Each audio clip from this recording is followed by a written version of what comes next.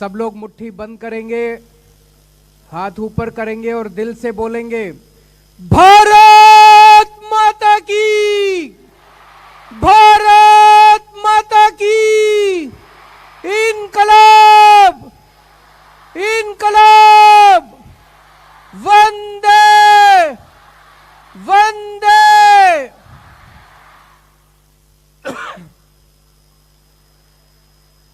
सभी दिल्ली वासियों को, सभी देशवासियों को गणतंत्र दिवस की ढेर सारी शुभकामनाएं। आज गणतंत्र दिवस के अवसर पे हम सैल्यूट करते हैं, सलाम करते हैं उन सभी स्वतंत्रता सेनानियों की जिन्होंने बड़ी से बड़ी शहादत देकर, आजीवन संघर्ष करके हमारे देश को आजादी दिलाई। आज हम सलाम करते हैं हमारे उन सभी जांबाज सैनिकों की जिन्होंने आजादी के बाद 75 साल हमारे देश की सरहदों पर अपनी जान की बाजी लगा के हम लोगों की रक्षा की। हम सलाम करते हैं उन तमाम लोगों को, किसानों को, मजदूरों को, उद्योगपतियों को, व्यापारियों को, उन तमाम साइंटिस्ट्स को, महिलाओं को, युवाओं को, उन तमाम लोगों को जिन लोगों ने 75 साल में हमारे देश को आगे बढ़ाने के लिए, देश का विकास करने के लिए अपना योगदान दिया। दोस्तों, अभी कुछ दिन पहले 22 जनवरी के दिन अयोध्या में श्री राम लल्ला जी का प्राण प्रतिष्ठापन किया गया। ये पूरे देश के लिए, पूरे विश्व के लिए एक बेहद गर्व की, खुशी की और बधाई की बात थी। चारों तरफ लोगों ने खूब उत्सव मनाया। एक तरफ जहां हमें श्री रामचंद्र जी की भक्ति करनी है, दूसरी तरफ हमें उनके जीवन से प्रेरणा लेकर उनके संदेश को अपने जीवन में ढालने की कोशिश करनी है। उनका जीवन बेहद प्रेरणादायी है। तमाम किस्से हैं उनके जीवन से जो हमें संदेश देते हैं त्याग का, बड़े से बड़े त्याग का, प्यार का, मोहब्बत का। हम सब जानते हैं किस तरह से अपने पिताजी के एक आदेश के ऊपर, अपने पिताजी के कहने पे अपना तमाम राजपाट त्याग करके वो वनवास चले गए। कल सुबह भगवान राम का राज्याभिषेक होने वाला था। अयोध्या के अंदर तमाम तैयारियां कर ली गई थी। सभी अयोध्यावासी हर्षोल्लास में झूम रहे थे। सभी अयोध्यावासी बहुत खुश थे कि कल सुबह भगवान राम अयोध्या के राजा बनेंगे। सब लोग तैयार थे। अचानक शाम के वक्त भगवान राम के पास संदेशा आता है कि दशरथ जी आपको अपने कमरे में बुला रहे हैं। भगवान राम दशरथ जी के कमरे में जाते हैं। वहां देखते हैं कि दशरथ जी बहुत दुखी मन से बैठे हैं। माता कैकेयी उनके पास है। कमरे में घुसने के बाद माता कैकेयी उनको बोलती है कि महाराज ने मुझे 2 वर दिए हैं और मैंने उनसे वो दोनों वर मांगे हैं। पहला वर कि भगवान राम को 14 वर्ष के लिए वनवास जाना होगा और दूसरा वर कि उनकी जगह भरत को अयोध्या का राजा बनाया जाएगा। मैं सोच रहा था कि अगर आज का परिप्रेक्ष्य होता, आज का माहौल होता, पूरे अयोध्यावासी भगवान राम के साथ थे, पूरे अयोध्यावासी भगवान राम को प्यार करते थे। अगर भगवान राम कहते मैं नहीं मानता, पूरी अयोध्या भगवान राम के साथ खड़ी होती। लेकिन भगवान राम तो भगवान थे, उन्हें किसी राजपाट से मोह नहीं था। उन्होंने माता कैकेयी को और महाराज दशरथ को कहा कि महाराज, रघुकुल रीत सदा चली आई, प्राण जाए पर वचन न जाए।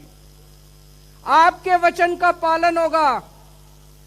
उन्होंने 2 मिनट के अंदर निर्णय लिया कि वो राजपाट नहीं संभालेंगे और 14 वर्ष के लिए वनवास जाएंगे, बिना किसी गम के, बिना किसी दुख के,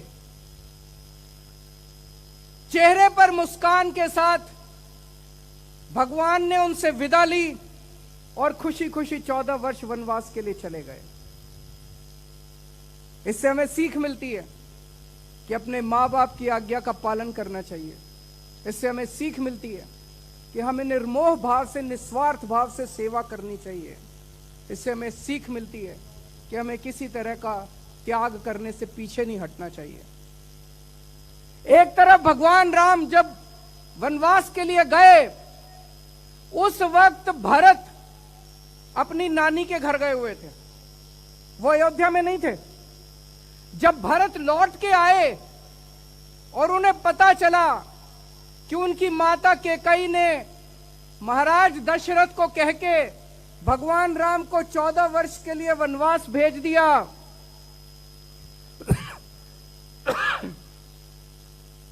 भरत से यह बर्दाश्त नहीं हुआ। भरत जी पीछे पीछे उनके वनवास गए और वन में महाराज राम को ढूंढ के, भगवान राम को ढूंढ के उनके पैरों में गिर जाते हैं और कहते हैं कि ये राजपाट है भगवान, ये राजपाट आपका है, ये मेरा नहीं है, आप वापस चलिए और वापस चल के राजपाट संभालिए। भगवान राम कहते हैं नहीं भरत, ये राजपाट तेरा है। भरत कहते हैं नहीं भगवान, ये राजपाट आपका है। मुझे लगता है पूरे मानव जाति के इतिहास में इस तरह का सुंदर दृश्य देखने में शायद कभी नहीं मिला होगा। 2 भाई लड़ रहे हैं, एक कह रहा है कि ये राजपाट तेरा है, दूसरा कह रहा है ये राजपाट तेरा है। आज के जमाने में 2 भाई जब लड़ते हैं, वो कहता है ये जमीन मेरी है, वो कहता है ये जमीन मेरी है। इस तरह का सुंदर दृश्य पूरे मानव जाति के इतिहास में कभी देखने को नहीं मिला होगा। और उसके बाद भरत भगवान राम की खड़ाऊं लेके वापस आ जाते हैं, सिंहासन पे उनकी खड़ाऊं रखते हैं कि भगवान राम के आदेश पे और उन्हीं के नाम से राजपाट चलेगा। आजकल के जमाने में क्या होता है, एक बाप है, बहुत बड़ा सेठ है, उसके 2 बेटे हैं, बाप की मौत हो जाती है, दोनों बेटों में झगड़े शुरू हो जाते हैं। उनकी जायदाद को लेके, जमीन जायदाद को लेके दोनों बेटों में झगड़े शुरू हो जाते हैं। दोनों बेटे अपने आप को भगवान राम का चेला मानते हैं, भगवान राम का शिष्य मानते हैं, और दोनों भाई लड़ रहे हैं आपस में, कोर्ट में, कचहरी में आपस में लड़ रहे हैं दोनों भाई, ये जमीन मेरी, ये जमीन मेरी। दोनों ने राम नाम का दुपट्टा ओढ़ रखा है। आसमान में अगर भगवान राम बैठे होंगे तो टप टप आंसू बहा रहे होंगे, ये कैसे मेरे भक्त आ गए जो मेरा संदेश भी नहीं मानते। हमें भगवान राम के जीवन को अपने जीवन में ढालना है, उनके संदेश को अपने जीवन में ढालना है।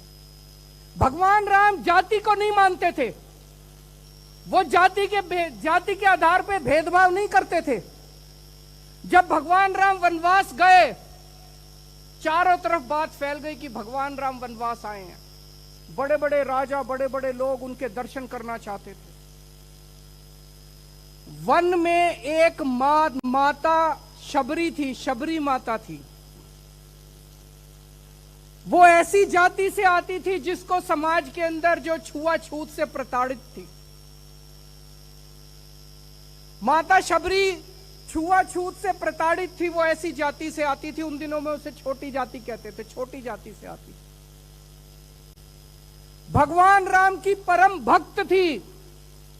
भगवान राम बड़े बड़े राजाओं को दर्शन देने के लिए उनके महलों में नहीं गए। भगवान राम माता शबरी की गरीब झोपड़ी के अंदर उसको दर्शन देने के लिए गए।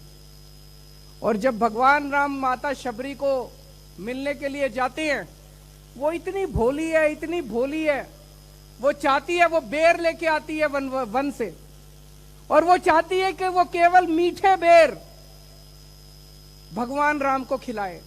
तो वो एक एक बेर निकालती है, उसको पहले चखती है और झूठा बेर टोकरी में रख के महाराज के सामने रख देती है। जो खट्टे बेर हैं उनको फेंक देती है। झूठे बेर, मां शबरी के झूठे बेर भगवान उठा उठा के खा रहे हैं। लक्ष्मण भगवान राम को कहते हैं कि हे भगवान, ये क्या कर रहे हैं, ये झूठे बेर हैं। भगवान राम कहते हैं कि इतना अच्छा आहार मैंने आज तक जिंदगी में नहीं किया। कोई मेरा भक्त अगर प्यार से मुझे जो भी खिलाएगा, जैसे भी खिलाएगा, वो मुझे मंजूर है। ऐसे थे भगवान राम, जो जाति के आधार पे कोई भेदभाव नहीं करते थे। आज हमारा समाज जाति के आधार पे पूरा बटा हुआ है। दोस्तों, भगवान राम 14 वर्ष का वनवास पूरा करके वापस आते हैं, अयोध्या के राजा बनते हैं। उनके राजपाट में चारों ओर सुख शांति है, विकास ही विकास है। लोगों को किसी तरह की कोई परेशानी नहीं है। इतिहास के अंदर इसे राम राज्य की परिभाषा दी गई है, राम राज्य। जब राम राज्य की बात की जाती है तो कहा जाता है कि पूरे मानव जाति के इतिहास में इस तरह का सुख शांति वाला अच्छा शासन आज तक कभी नहीं हुआ। रामायण के अंदर इसका कई चौपाइयों और दोहों के अंदर विवरण है। मैं एक बस पढ़ के सुनाऊंगा। दैहिक दैविक भौतिक तापा, राम राज नहीं काहू ही व्यापा। दैहिक दैविक भौतिक तापा, राम राज नहीं काहू ही व्यापा। अर्थात राम राज में दैहिक दैविक भौतिक दुख किसी को नहीं होते। आगे कहते हैं, सब नर करहि परस्पर प्रीति, चल ही स्वधर्म निरत श्रुति नीति। सब लोग अपने अपने धर्म का पालन करते हैं, नीतियों के हिसाब से प्रेम से रहते हैं, प्रीति से रहते हैं और अपने अपने धर्म का पालन करते हैं। आज दिल्ली के अंदर हम लोग राम राज्य की अवधारणा से प्रेरणा लेके अपनी सरकार चलाने की कोशिश कर रहे हैं। रामायण के अंदर जो राम राज्य की परिभाषा दी गई है, जो अवधारणा दी गई है, उसे हमने 10 बिंदुओं के अंदर संजोया है। 10 प्रिंसिपल्स हैं जिसके ऊपर हम अपनी सरकार चलाने की कोशिश कर रहे हैं। पहला सिद्धांत, राम राज्य के अंदर कभी कोई भूखा नहीं मरता। हमारी कोशिश है कि दिल्ली के अंदर कोई भूखा नहीं रहना चाहिए। जो गरीब लोग हैं हम उन्हें मुफ्त में राशन देते हैं। जो बेघर लोग हैं हम उनके लिए नाइट शेल्टर्स बनाते हैं ताकि कोई भूखा नहीं सोना चाहिए। हमारी पूरी कोशिश रहती है, मैं ये नहीं कह रहा कि हमने 100% अचीव कर लिया, लेकिन हमारी कोशिश रहती है कि दिल्ली के अंदर कोई भूखा नहीं सोना चाहिए।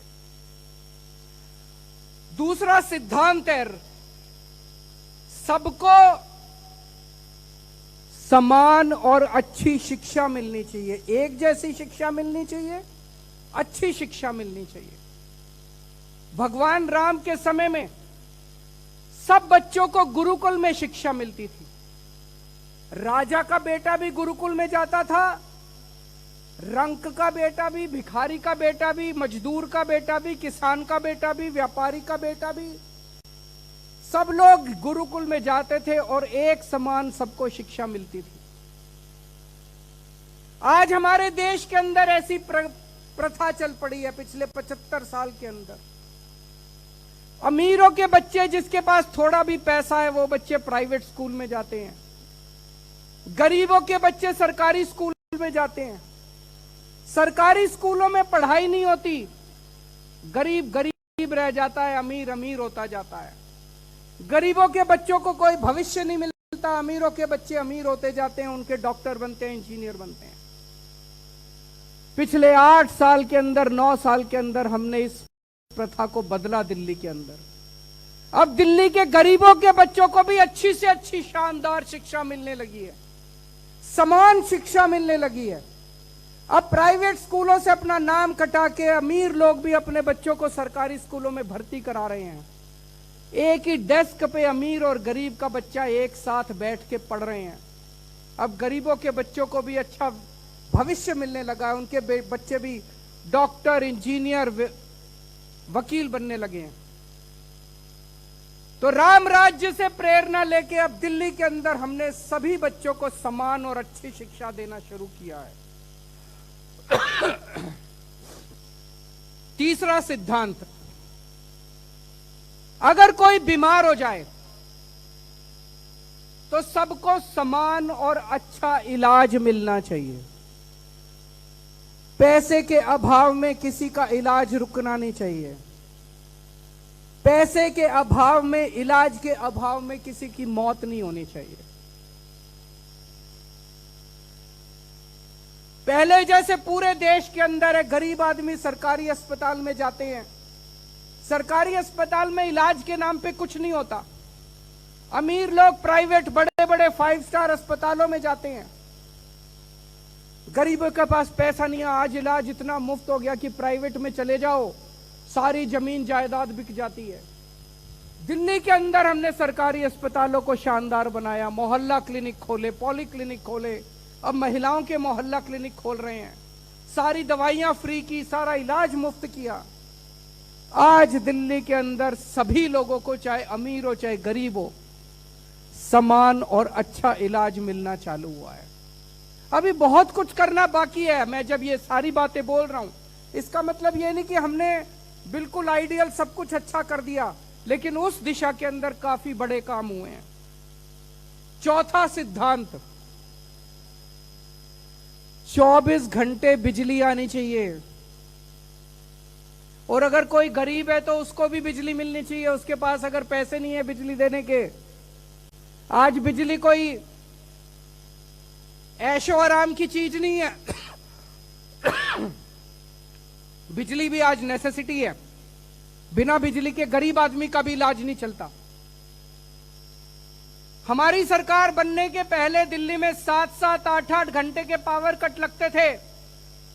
आज ही अखबार में रिपोर्ट आई है, केंद्र सरकार ने एक सर्वे कराया है, देश के सारे राज्यों का सर्वे कराया है, और उस सर्वे के अंदर आया है कि दिल्ली टॉप के ऊपर नंबर 1 है। दिल्ली की तीनों बिजली कंपनियां टॉप के ऊपर नंबर 1 है।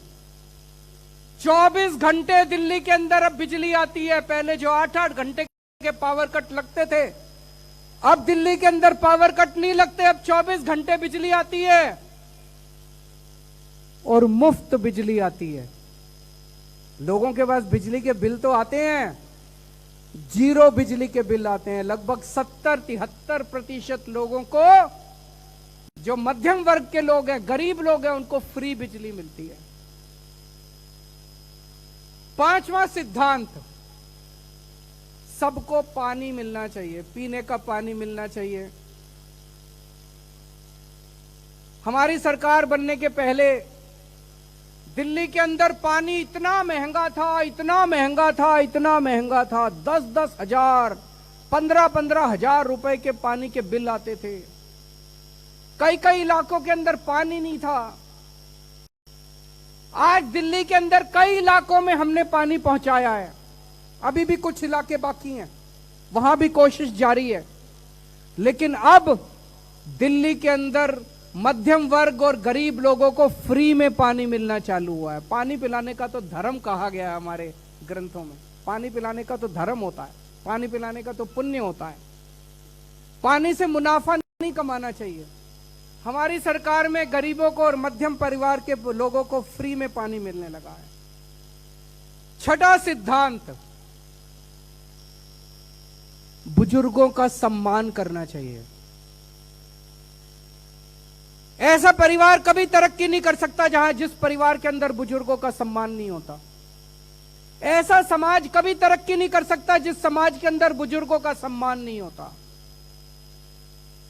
एक तरफ हमारी सरकार बनने के बाद पहले 1000 रुपए प्रति माह पेंशन मिलती थी, बुढ़ापा पेंशन, हमने उसे बढ़ा के 2.5 गुना कर दिया। अब 2500 रुपए महीना हर बुजुर्ग को पेंशन मिलती है। और दूसरी तरफ बुजुर्गों को हम लोगों ने तीर्थ यात्रा करानी चालू की है। आज तक 75 साल में कभी किसी सरकार ने अपने बुजुर्गों के लिए इतना नहीं सोचा होगा। हम अपने बुजुर्गों को रामेश्वरम लेके जाते हैं, शिरडी महाराज बाबा के यहां लेके जाते हैं, पुरी जी लेके जाते हैं, हरिद्वार ऋषिकेश लेके जाते हैं, द्वारकाधीश लेके जाते हैं, अयोध्या जी लेके जाते हैं। ऐसे 12 स्थान हैं जहां पे हम उनको तीर्थ यात्रा कराने के लिए लेके जाते हैं। रामायण में श्रवण का जिक्र है, जो अपने अंधे बूढ़े मां बाप को तीर्थ यात्रा कराने के लिए लेके गए थे। हम सब ने, यहां बैठे जितने बच्चे हैं, सबने श्रवण की कहानी सुनी होगी। बुजुर्गों को तीर्थ यात्रा कराने का सबसे ज्यादा पुण्य मिलता है। हम बुजुर्गों को तीर्थ यात्रा कराते हैं, उनका आने का, जाने का, रहने का, खाने का, पीने का सारा खर्चा दिल्ली सरकार देती है। उनको बस अपने झोले में, अपने बैग में, अपने अटैची में कपड़े लेके चलते हैं घर से, और उन्हें कुछ नहीं लेके जाना होता। एसी ट्रेन में लेके जाते हैं, अच्छे होटल में ठहराते हैं, बसों का इंतजाम होता है। सारी तीर्थ यात्रा, अभी तक 83,000 बुजुर्गों को दिल्ली के अंदर तीर्थ यात्रा करा चुके हैं। और अब चूंकि अयोध्या जी में श्री राम लल्ला जी का प्राण प्रतिष्ठा हुआ है, बहुत लोगों की इच्छा आ रही है कि हमें अयोध्या जी में श्री राम लल्ला जी के दर्शन करने जाना है। तो हम कोशिश करेंगे ज्यादा से ज्यादा ट्रेन जो जाती हैं उनको हम अयोध्या जी लेके जाएं। 7वां सिद्धांत है, हर व्यक्ति सुरक्षित महसूस होना चाहिए। महिलाओं की सुरक्षा बेहद जरूरी है। महिलाएं अपने आप को सुरक्षित महसूस करें। दिल्ली में कानून व्यवस्था हमारे पास नहीं है, दिल्ली में पुलिस हमारे पास नहीं है, लेकिन जो कुछ हमारे पास है हम उसके अंदर अपनी कोशिश करते हैं कि जो कुछ हम कर सकते हैं हम करें। पूरे दिल्ली के अंदर आज सीसीटीवी कैमरों का इतना बड़ा नेटवर्क बन गया है, इतना बड़ा नेटवर्क बन गया है। सीसीटीवी कैमरे से लोग अपने आप को सुरक्षित महसूस करते हैं। जो अपराधी है उन्हें डर रहता है कि अगर हम कोई गलत काम करेंगे तो हम पकड़े जाएंगे। और सीसीटीवी के माध्यम से दिल्ली पुलिस आज बड़े बड़े अपराधों को सॉल्व करने में सक्षम हो रही है। आपको जान के खुशी होगी कि आज केवल मात्र 7-8 साल के अंदर हमने दिल्ली के अंदर इतना बड़ा सीसीटीवी कैमरों का नेटवर्क बना दिया, जो दुनिया के अंदर सबसे ज्यादा सीसीटीवी कैमरे आज दिल्ली के अंदर हैं। New York, Washington, Tokyo, London, Paris, Canada, कोई दुनिया का